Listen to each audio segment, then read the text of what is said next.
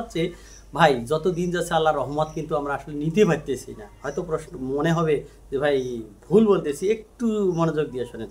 আসলে কিন্তু আমরা আল্লাহর রহমত নিতে পারি না, বা সৃষ্টিকর্তার যে দয়া সেটা আমরা নিতে পারি না। যেমন যত ফসলের দাম বাড়ে, দেখেন এই যে রানিং মৌসুমে ফসলের দাম কিন্তু খারাপ যায়নি ভাই। আপনি ধান বলেন, ভুট্টা বলেন, গম বলেন, সরিষা বলেন, যে ফসলগুলো আমরা চাষ করছি অনেক ভালো দাম গেছে, অনেক কিন্তু ভালো দাম গেছে। অথচ দেখেন আমরা আজ পর্যন্ত দোকানদারের টাকা কিন্তু পরিশোধ করতেছি না। কারণটা কি জানেন? যখন টাকা মোটা আসে তখন কিন্তু আমাদের মনের মধ্যে অনেক বুদ্ধি জাগে, বুদ্ধির উৎপন্ন হয়। যেমন আমার এই ঘরটা ভালো নাই, একটু ঠিক করতে হবে, গরু একটা কিনতে হবে, জমি একটা বন্ধক নিতে হবে, কিংবা মেয়ের বিয়ে দিতে হবে, ছেলেকে ভালো স্কুলে পড়াইতে হবে বা ভালো কলেজে পড়াইতে হবে। এইরকম কিন্তু আমরা অনেক বুদ্ধিমান হয়ে যাই। হালখাতা খারাপ হওয়ার সর্বশেষ এবং মুখ্য যে কারণটি হচ্ছে সেটা হচ্ছে কৃষকের দায়িত্বহীনতা। দেখেন একটা কৃষক বলতেছে ভাই টাকাটা তো দিতে পারলে না, পরে দিব, হ্যাঁ পরে দিব তো রে ভাই, পালিয়ে যাচ্ছে নাকি, হারিয়ে যাচ্ছে নাকি, এইরকম কথা বলে। ভাই মেরে দিয়ে চলে যাচ্ছে কিনা, এইরকম কিছু কথা অনেকেই বলে থাকে। আবার দেখেন একটা জিনিস চিন্তা করে দেখেন, যে আপনাকে যে বাকিটা দিল, ভাই আপনাকে যে বাকি টাকাটা দিল, সে একটা সেবা পেলে। আজকে মনে করেন আপনার ফসলে পোকা লাগছে, পোকা কেটে দিচ্ছে, এই মুহূর্তে ভাই রহিম ভাই আমাকে টাকা অমুক ভাইটা ভাই আমাকে কিছু বিষ দেন, আমার ফসলটা বাঁচাই।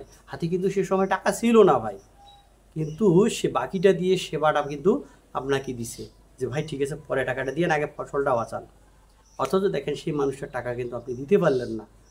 তো একটা জিনিস চিন্তা করেন, আপনাকে একটা সেবা দিচ্ছে, সে আপনাকে একটা সেবা দিচ্ছে। কি সেবা দিচ্ছে? তার ফসল বাঁচানোর একটা সাপোর্ট দিচ্ছে, ঢাল হিসেবে সে কাজ করতেছে। অথচ তার পাওনা টাকা আদায়ের জন্য কেন হালখাতা করতে হবে ভাই? এটা কি ধরনের নিয়ম? একটা জিনিস চিন্তা করে, সে লাভ কত টাকা করছে? না 1000 টাকার পিছনে সে 80 টাকা 100 টাকা লাভ করছে, কিন্তু সে পুরো টাকাটাই ফেলে রাখছে। সে যদি ওই 1000 টাকা আপনার পিছনে পুরোটা খরচ না করে, বা পুরোটা ব্যয় না, বা পুরোটা বাকি না দিয়ে যদি সে ওই 1000 টাকার পিছনে 50 টাকা লাভ করতো, করে যদি 6 মাস ধরে রোলিং করতো, দেখা যেত এই 1000 টাকায় কোনো একদিন 1200 টাকা বা 1400 টাকা হয়ে গেছে। তাহলে আপনার পিছনে যে সে হালকা বিশেষ করে বাকি দিচ্ছে, তার কয়টা লস হচ্ছে? 1 নম্বর লস হচ্ছে তার মূলধন কিন্তু তেমন একটা বাড়তেছে না, আনুপাতিক হারে বাড়তেছে না।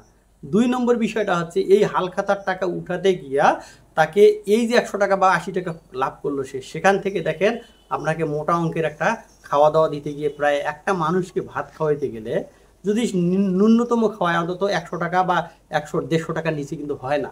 তা এই যে 100 টাকা লাভ করতে গিয়ে যদি আপনার পিছনে সে 150 টাকা বা 140 টাকা খরচ করে, তাহলে সে ওই দিক থেকে একটু ক্ষতিগ্রস্ত হলো। আবার অন্যদিকে দেখেন কিছু কিছু টাকা তো আদায়ই হয় না, তো লাভটা কি? এই কারণে আমি আপনাদেরকে বারবার বলবো, যদি ভালো থাকতে চান তাহলে কি হবে, বা সেবাটা অনর্গল যদি আপনারা পেতে চান, সেক্ষেত্রে অবশ্যই বাকি টাকা পরিশোধ করুন।